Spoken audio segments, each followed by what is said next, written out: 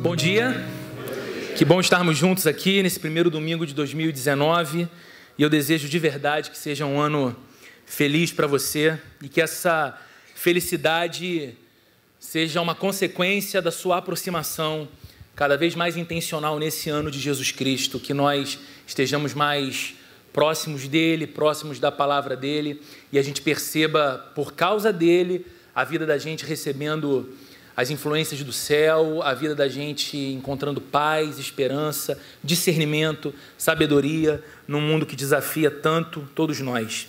Quero convidar você a ler comigo o texto que vai ser projetado no vídeo wall. Se encontra na carta que o apóstolo Paulo escreveu aos Gálatas, capítulo 3. Nós vamos ler os 5 primeiros versículos desse capítulo.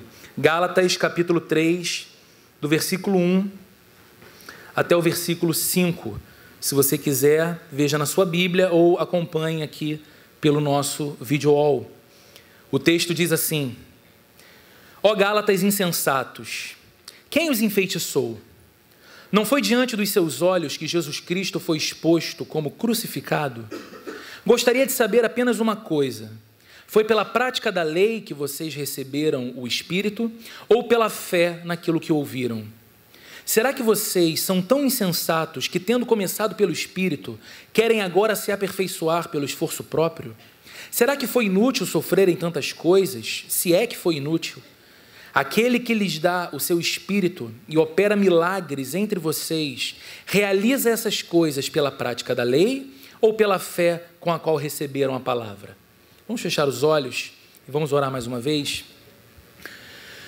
Nós te louvamos, Senhor, por essa manhã e nós te agradecemos pela oportunidade tão maravilhosa de, no primeiro final de semana desse ano, no primeiro domingo desse ano, estarmos reunidos aqui, nesse lugar, nesse horário, com tanta gente querida, nessa igreja cheia de pessoas diferentes umas das outras, mas com toda certeza, carregadas pelo mesmo sentimento de que precisam estar mais próximas de Deus, de que necessitam viver com Deus, de que necessitam de inspiração, sabedoria, orientação, conforto, consolo, vindos do céu.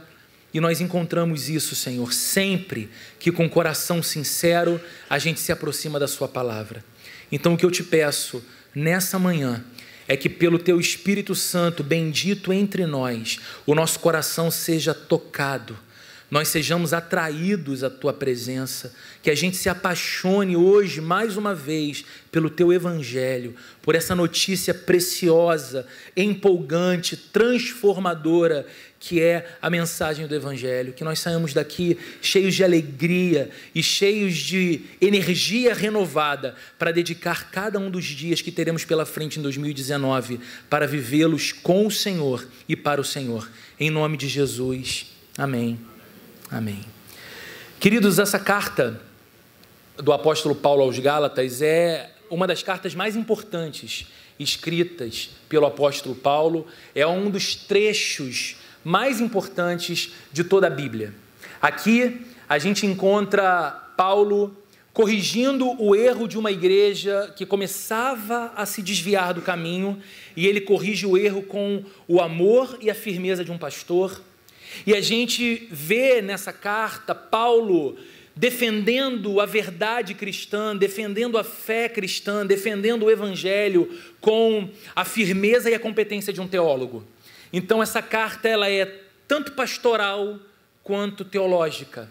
Ela tanto orienta para a vida como instrui a respeito da vida com Deus. E de modo bem especial, Paulo aqui apresenta um quadro comparativo entre a religião e o evangelho, para falar a respeito daquilo que estava acontecendo nas igrejas dessa região chamada Galácia. O apóstolo Paulo, querendo corrigir o erro e falar e reforçar a verdade de Deus, ele coloca em evidência primeiro o caminho da religião ou o sistema religioso. E é interessante como a gente consegue perceber nas palavras do apóstolo uma dinâmica que se repete em qualquer sistema religioso. Paulo fala da religião como esse movimento que faz com que a pessoa acredite que ela precisa fazer algo para atrair, ou para comprar, ou para merecer o amor de Deus, o favor de Deus, a paz de Deus, as bênçãos de Deus. E em contraste ao caminho da religião que Paulo critica nessa carta, ele fala do Evangelho. E ele diz que o Evangelho é um caminho completamente alternativo ao caminho da religião. Ele fala no primeiro capítulo dessa carta aos Gálatas que o Evangelho é absolutamente singular, porque diferente do que diz qualquer religião que ensina que o homem precisa fazer coisas na direção de Deus para que então mereça o olhar de Deus ou a ação de Deus em sua direção, Paulo diz que o Evangelho é Deus vindo na direção do homem que nada pode fazer por si mesmo. Nada pode fazer para conquistar méritos diante de Deus. Paulo, falando sobre a sublimidade desse Evangelho, ele diz que o Evangelho não aceita nem acréscimos e nem reduções. Que se a gente acrescenta qualquer coisa ao Evangelho, ou se a gente subtrai qualquer coisa do Evangelho, nós não temos mais o Evangelho. Nós perdemos o Evangelho por inteiro, muito possivelmente nos envolvendo e nos entregando mais uma vez a um tipo de sistema religioso. Enaltecendo esse Evangelho, no final do capítulo 1, indo para o capítulo 2, o apóstolo Paulo fala como o Evangelho é surpreendente ao ponto de transformar qualquer tipo de pessoa. E aí, numa das passagens mais autobiográficas da carta, Paulo fala a respeito da sua própria experiência de conversão. E Paulo diz: vocês sabem como era o meu procedimento no judaísmo.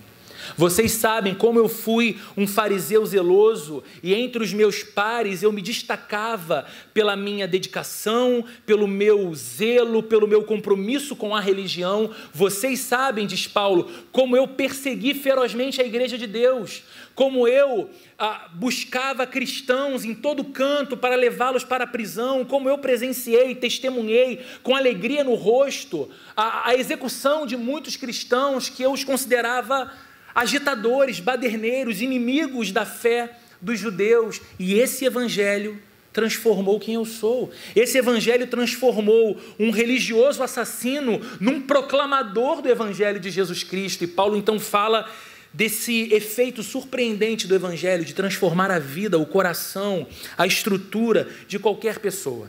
De modo que até o final do capítulo 2 a gente pode resumir a mensagem de Paulo nessa carta aos Gálatas da seguinte maneira: o Evangelho é o caminho de entrada no reino de Deus. O Evangelho é a porta que a gente acessa para abraçar o que chamamos de vida cristã.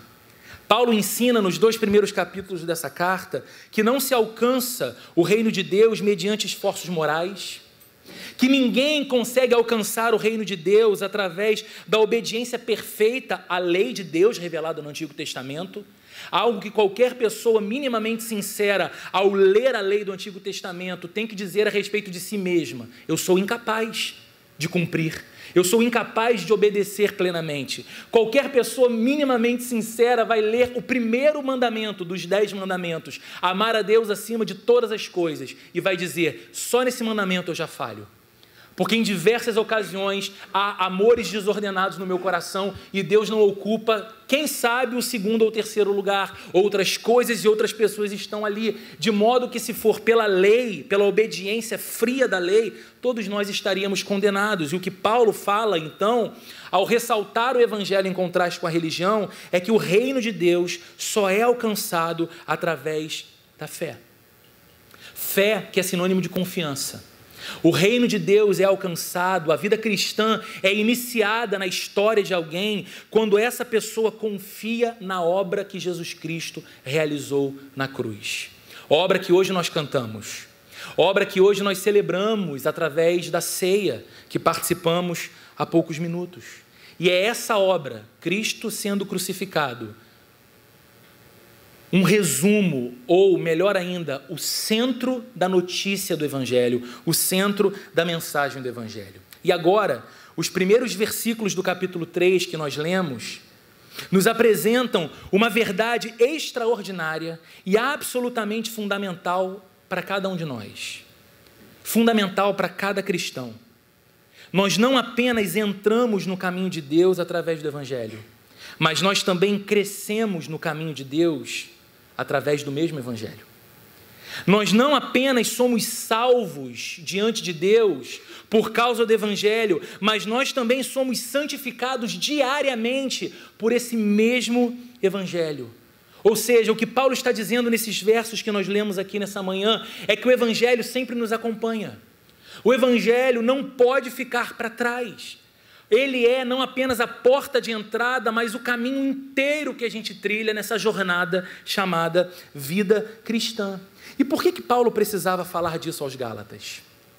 Porque o capítulo 3 é marcado por essa firme proposta do apóstolo Paulo em ensinar aquelas pessoas que o evangelho não é apenas uma notícia que eles creram num tempo histórico passado, mas que o evangelho é o resumo e a essência da própria vida cristã que eles deveriam provar e experimentar diariamente. Paulo fala isso porque aquelas pessoas iniciaram muito bem a vida cristã crendo no evangelho, mas agora estavam sob o risco de não completarem a jornada da fé, exatamente por estarem deixando o evangelho de lado. É isso que ele começa a dizer no verso 1 que nós lemos e vai ser projetado outra vez aqui pela Raquel. Paulo diz: ó Gálatas insensatos. Há versões em que ao invés da palavra insensatos, há a palavra tolos, loucos, insanos. Ó Gálatas insensatos, quem os enfeitiçou? Não foi diante dos seus olhos que Jesus Cristo foi exposto como crucificado? Olha que interessante, o afastamento do evangelho, no caso dessa igreja, não apenas caracterizava uma troca de fidelidade. Eles não apenas estavam deixando a sublimidade do evangelho para se devotarem ao caminho da religião. Isso caracterizava-se também como uma espécie de ato de loucura, conforme as palavras de Paulo. Algo tão absurdo que o apóstolo levanta a possibilidade daquelas pessoas estarem debaixo de algum tipo de feitiço. Ele escreve aquela carta dizendo: eu sei do que está acontecendo no meio de vocês, eu sei das inclinações atuais do coração de vocês, eu sei que vocês iniciaram muito bem, devotados, apaixonados pelo evangelho que fala dessa graça de Deus, de um amor que não para de amar, de um favor que não deixa de ser favorável, mas agora o que me chega ao conhecimento é que vocês estão mergulhando de cabeça nos preceitos e nas amarras e no engessamento da religiosidade. E aí Paulo escreve então no versículo 1, que loucura é essa? Que feitiço é esse que visitou vocês agora? Vocês abraçaram a verdade do evangelho no começo para agora darem ouvidos, e esse era o caso que acontecia lá, aos mestres judaizantes que estão inseridos no meio de vocês? Havia naquele tempo, nas igrejas da região da Galácia, essa presença de alguns pseudo-cristãos convertidos ao cristianismo, vindos do judaísmo, mas que defendiam que a igreja, os cristãos precisavam, além da fé na obra de Jesus Cristo, adicionar as práticas e a obediência, em especial a observação litúrgica da lei do Antigo Testamento. Em especial, eles falavam da circuncisão, como um sinal externo, físico, de que aquela pessoa convertida era membro legítimo do povo de Deus, o povo com o qual Deus tinha uma aliança. E a igreja cristã, inclusive nessa região, não era caracterizada apenas de homens e mulheres vindos do judaísmo. Então, homens já, por conta da fé judaica, marcados pela circuncisão. Essa igreja era uma igreja também gentílica. Pessoas vindas do paganismo, pessoas que não foram criadas na tradição judaica, se convertiam ao evangelho e estavam sendo ensinadas, em alguns casos forçadas, a submeterem ao rito da circuncisão, para então serem legitimamente consideradas filhos e filhas de Deus. O que esses pregadores, esses falsos pregadores ensinavam naqueles dias era o seguinte: a obra de Jesus Cristo é importante. Aquilo que ele fez na cruz é essencial, mas não é tudo. Não é suficiente. Você precisa fazer algo a mais. E a simples adesão a esse tipo de mensagem era a contradição da essência do evangelho, que fala que Deus fez absolutamente tudo o que era necessário para nos remir, para nos perdoar, para nos aproximar dele mesmo por toda a eternidade. E o motivo da perplexidade de Paulo diante da loucura desses cristãos era exatamente o fato de Jesus Cristo ter sido, nas palavras de Paulo, exposto diante deles como crucificado. Olha o que Paulo diz. Quando vocês ouviram o Evangelho, a cena que era desenhada na mente e no coração de vocês não era de Jesus Cristo pendurado numa cruz, sangrando e rendendo a vida por amor a vocês. O Evangelho para vocês, o Evangelho ao qual vocês se renderam, em essência não era essa notícia: Deus veio ao mundo, Deus pisou nesse plano, Deus viveu a vida obediente à lei, na pessoa de seu Filho, que nós jamais conseguiríamos viver. E Ele ofereceu a justiça perfeita de seu Filho, no lugar da nossa injustiça. Ele ofereceu a obediência perfeita do Filho no lugar da nossa desobediência. E o Filho pagou a penalização, a culpa da nossa desobediência e nos ofereceu a sua vida, a sua virtude. Cristo pendurado numa cruz. Então Paulo está dizendo, não foi Cristo crucificado que vocês viram. Não foi a exposição desse Cristo numa cruz pendurado por vocês o motivo da conversão de vocês. E aqui eu queria fazer algumas aplicações breves. Porque às vezes a gente fala muito sobre Evangelho e a gente entende pouco sobre Evangelho.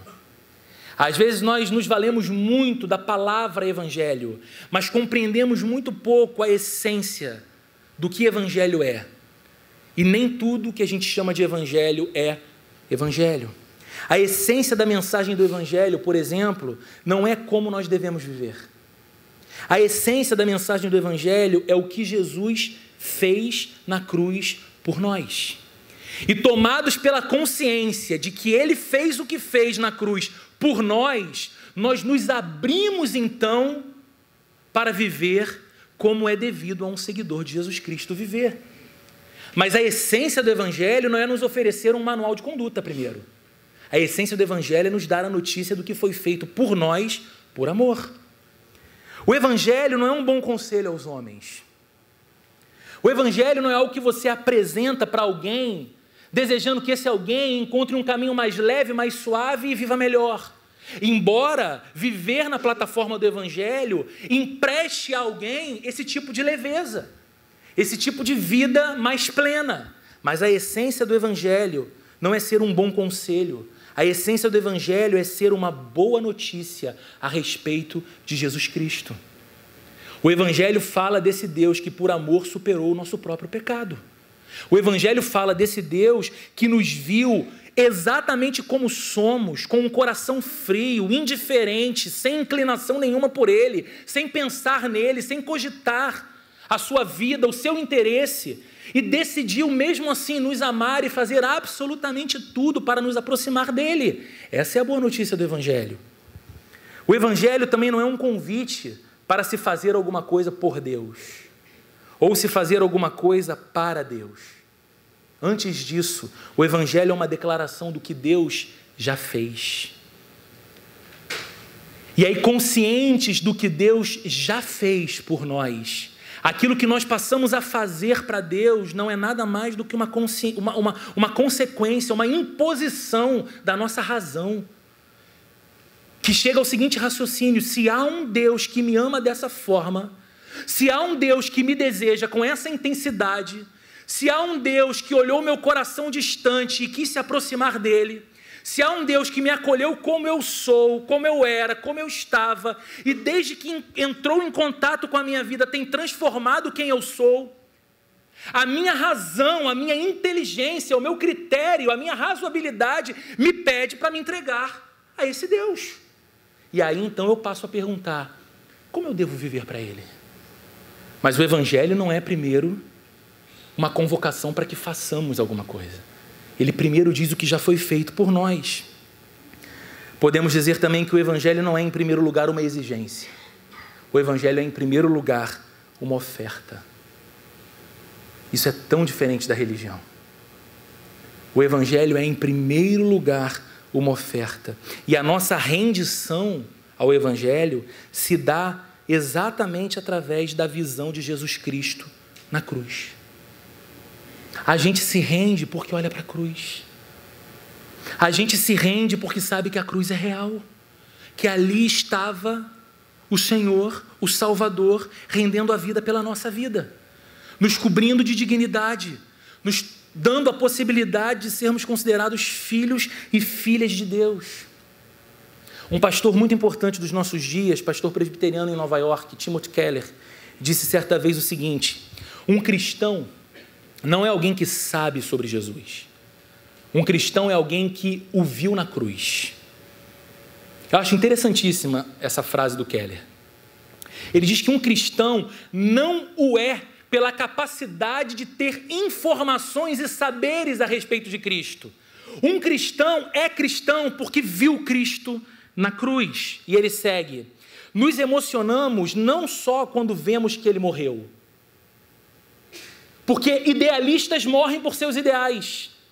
Mas o Keller diz: nos emocionamos quando vemos que ele morreu por nós. Colocamos a nossa vida em contraste com a vida dele. Entendemos que não há mérito algum, motivo algum para que ele fizesse isso por nós que não fosse o amor. Então esse amor nos toca, esse amor nos emociona, esse amor nos constrange.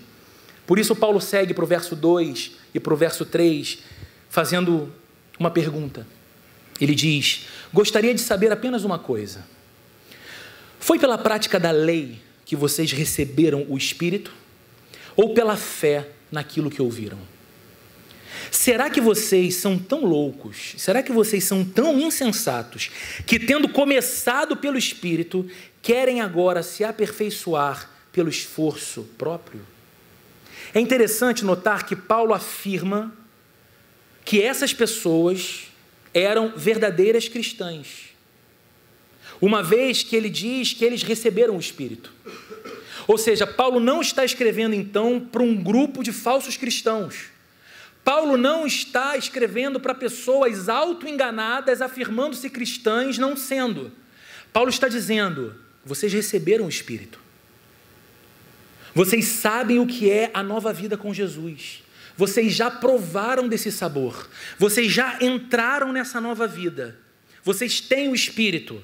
Mas agora Paulo os leva a pensar em como eles receberam o Espírito, como eles se tornaram cristãos, como eles alcançaram essa vida. Foi pela prática diligente da lei de Deus, conforme revelada no Pentateuco, ou foi pela fé que eles depositaram na mensagem do Evangelho que eles ouviram, que falava de Cristo sendo crucificado no lugar deles e oferecendo a vida perfeita dele no lugar da vida imperfeita deles, dos pecadores?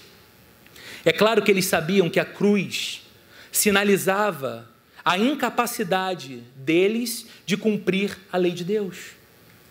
Porque se a lei de Deus fosse possível de ser cumprida por um ser humano, Cristo não precisava ter sido crucificado. A lei, na verdade, cumpre apenas uma dupla função. A lei de Deus revela o caráter santo de Deus, e ao revelar o caráter santo desse Deus que existe, revela a nossa impossibilidade de viver de modo perfeito o padrão divino. Então, quando a gente fala sobre a lei de Deus, quando a gente fala sobre os 10 mandamentos, quando a gente fala sobre os livros do Pentateuco, em especial o Êxodo, em especial Levítico e Deuteronômio, nós não estamos falando de uma lei que é um código comportamental que Deus estabelece à parte de si. A lei de Deus é uma expressão do seu próprio ser. Então, quando nós olhamos lá, por exemplo, os 10 mandamentos, para ficar só neles, e ao considerá-los, falamos: isso é algo elevado demais, isso é algo santo demais, isso é algo acima demais das minhas qualidades e competências, nós estamos apenas afirmando o seguinte: é assim porque Deus é assim, alto demais, santo demais, elevado demais, ou como dizia o antigo teólogo suíço Karl Barth, Deus é o totalmente outro. Ele é constituído de uma essência completamente distinta da minha. De modo que quando a lei me fala dele, quando a lei me apresenta o caminho necessário para alguém estar próximo dele, eu só me sinto condenado, porque eu não consigo, sendo sincero, viver esse padrão. E essas pessoas sabiam que era assim, por isso ouviram o Evangelho, se alegraram com a notícia e creram. Aquilo que era impossível eu fazer, Cristo fez por mim. Então, eles alcançaram a salvação. Eles entraram na vida cristã, eles receberam o Espírito de Deus exatamente por terem recebido pela fé a pregação do Evangelho, a notícia do Evangelho. E não porque eles eram gente boa demais, que exigiu a Deus que os aceitasse. É óbvio que não. A lei fria apenas nos diz: faça isso, faça aquilo. O Evangelho, no entanto, nos diz: Cristo já fez tudo. A lei que nos revela essa impossibilidade vai nos dizer o seguinte: você quer se aproximar de Deus? Faça isso, viva dessa forma. E aí gente sincera vai olhar para a lei e vai dizer: esse caminho não é para mim, porque eu não dou conta dessa vida. Eu sou afetado por uma natureza arredia a Deus. Eu não consigo desejar o tempo todo o que Deus deseja que eu deseje. E aí vem o Evangelho, e por isso ele é boa notícia. Porque o Evangelho lança luz sobre a lei e vai dizer o seguinte: sabe aquilo lá que a lei exige? Sabe aquilo lá que a lei diz, faça? Então, o teu Salvador fez. E agora você deposita a fé do teu coração nele, porque ele fez. Está cumprido. Está consumado. A lei faz exigências e nos pede obediência. O Evangelho faz promessas e nos convida a crer. Sabe qual a promessa do Evangelho? A promessa de que aquilo que nós jamais conseguiríamos cumprir para nos considerarmos filhos e filhas de Deus foi cumprido por Cristo em nosso lugar. É uma garantia. E o Evangelho apenas nos convida a crer. Essa nova vida já é possível. Você não precisa mais ter medo da lei de Deus. Você não precisa mais ter medo de Deus. Você pode olhá-lo na face e chamá-lo de Pai, por causa de Jesus, pelo que Ele fez. Queridos, ter fé no Evangelho não é simplesmente concordar com algumas afirmações a respeito de Jesus. Ter fé no Evangelho não é apenas você assentir intelectualmente, dizendo: eu acredito que Cristo encarnou, viveu nesse mundo, morreu numa cruz e ressuscitou ao terceiro dia. Ter fé no Evangelho é parar de tentar obter salvação e justificação por esforços próprios. Ter fé no Evangelho é parar de tentar alcançar a salvação pela observação da lei. É por isso que Paulo fala e condena a insanidade dos Gálatas. Ele diz: vocês iniciaram pelo Espírito. Vocês começaram super bem, mas agora estão se aperfeiçoando pelo esforço próprio. Acreditam que podem aperfeiçoar o caminho de vocês por esforço próprio. E a palavra que Paulo usa aqui para aperfeiçoar no grego é epiteléu. Epiteléu significa acabamento. Olha o que Paulo está dizendo. O Evangelho se tornou a base, o fundamento, os primeiros pilares desse edifício chamado vida cristã que está em vocês hoje. Mas agora, loucamente, vocês acreditam que o acabamento dessa obra é feito apenas por vocês, pelo desempenho de vocês, pelos esforços de vocês, pelos méritos espirituais de vocês. E por que é importante falar sobre isso hoje, queridos? Porque todos nós sofremos, em alguma medida, a tentação de lutar mediante esforço próprio, para chegar a uma versão acabada de nós mesmos, para que sejamos então aceitáveis a Deus e aceitáveis aos outros. E sabe por que isso acontece? Porque a gente tem uma tendência de medir o amor de Deus por nós com a mesma régua que a gente mede o nosso amor por Deus. E se você é alguém sincero, você vai dizer: o meu amor por Deus é até sincero, mas está longe de ser perfeito. Eu o amo, mas eu nem sempre o priorizo. Eu o amo, mas eu nem sempre o desejo. Eu o amo e às vezes não identifico que a fome e a sede que tem dentro da minha alma são fome e sede dele. E eu tento canalizar, eu tento saciar essa fome e essa sede em coisas, pessoas e relacionamentos que nunca me bastam. Então, sim, eu o amo, mas o meu amor por ele não é perfeito. E aí a gente cai na insanidade de tentar pensar que o amor de Deus por nós é uma resposta do nosso amor por ele. Então, se eu o amo de modo sincero, mas imperfeito, Deus até me ama de modo sincero, mas vai lá. Ele não pode me amar tanto assim, sendo eu quem sou. E aí a gente acredita que a religião, o sistema religioso, nos propõe a saída. faça coisas.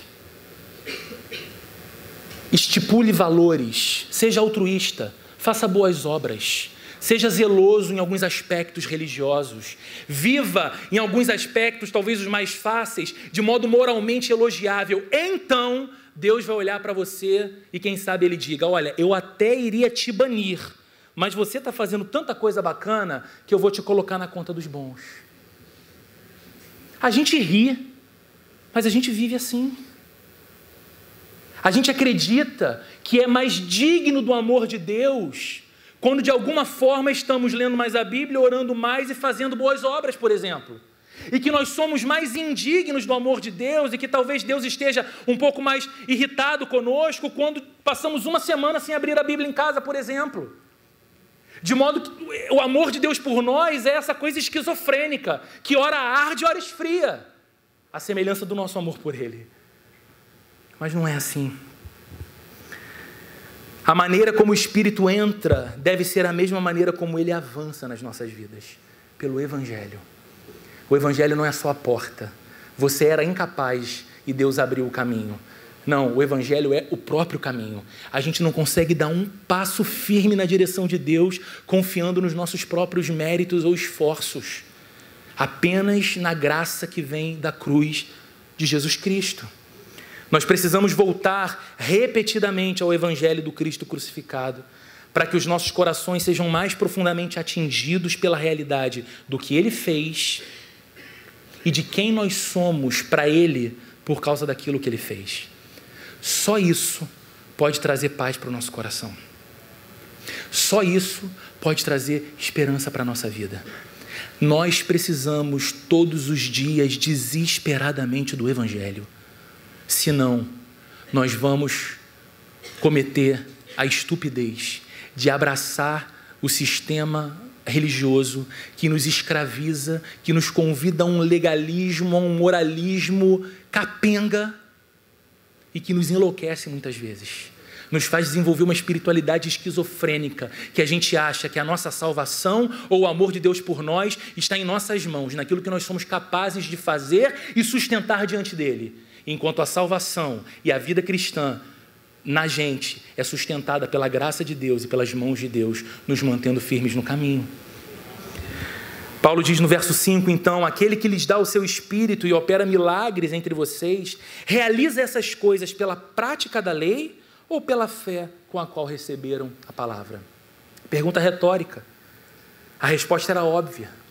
Diante da visão de Jesus Cristo pendurado numa cruz por nós, a gente entende que toda obra que Ele realiza em nós, toda obra que Ele realiza por nós e toda obra que Ele realiza através de nós, não se baseia na nossa capacidade de cumprir os requisitos divinos, de santidade ou de perfeição moral, mas se baseia exclusivamente na fé com a qual cremos na mensagem do Evangelho, que afirma que esses requisitos foram perfeitamente cumpridos pelo nosso Salvador. Então a gente entende que o que Deus faz em nós, essa transformação, Ele não faz porque a gente passou a se tornar gente muito boa, merecedora disso.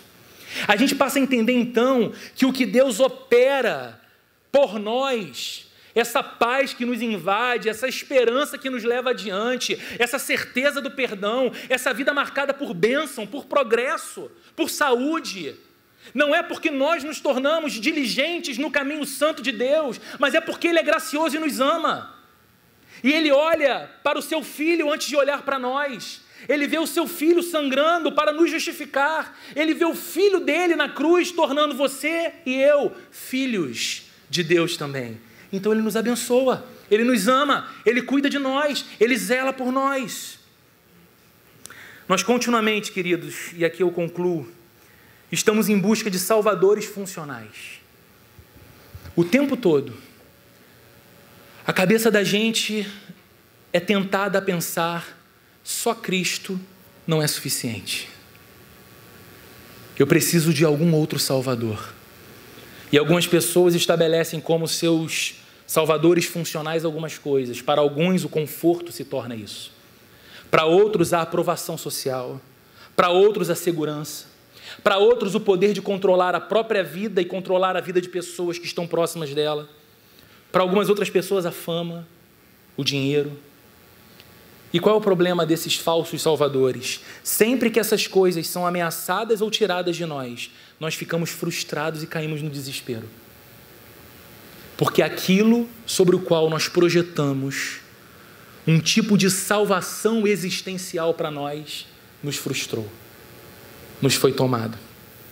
Isso acontece sempre que deixamos o Evangelho para trás.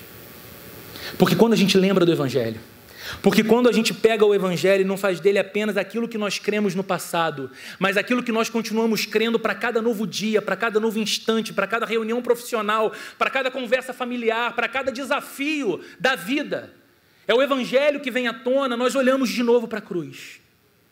E quando olhamos de novo para a cruz, nós não consideramos aquilo que chamamos de ideal de uma vida de conforto como o nosso Salvador. Porque não há bem material ou status social que nos confira o conforto de sabermos que somos filhos amados de um Deus que tem zelo por nós.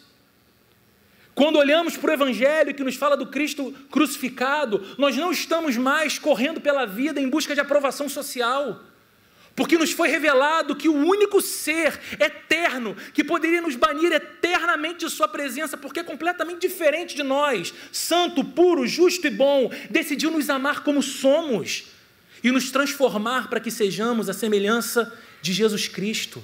Então a gente pensa, se há um Deus que me aceita assim, por que eu vou me descaracterizar ou me despersonalizar para ser aprovado e aceito em determinados grupos?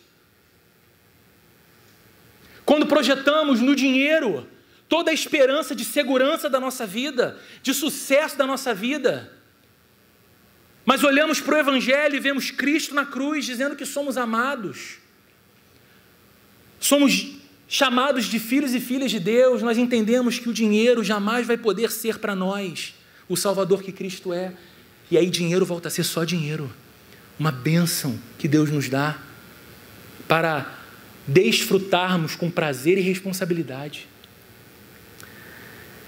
Quando não pintamos e repintamos o quadro de Jesus Cristo crucificado por nós, a nossa vida se perde e nós vamos caminhando progressivamente para o perigoso sistema religioso que não gera vida, que não encanta ninguém à nossa volta, que faz da gente pessoas amargas, chatas, críticas ao extremo e muitas vezes hipócritas, porque tentam defender uma plataforma de vida e exigir dos outros aquilo que não conseguem fazer em suas próprias histórias pessoais.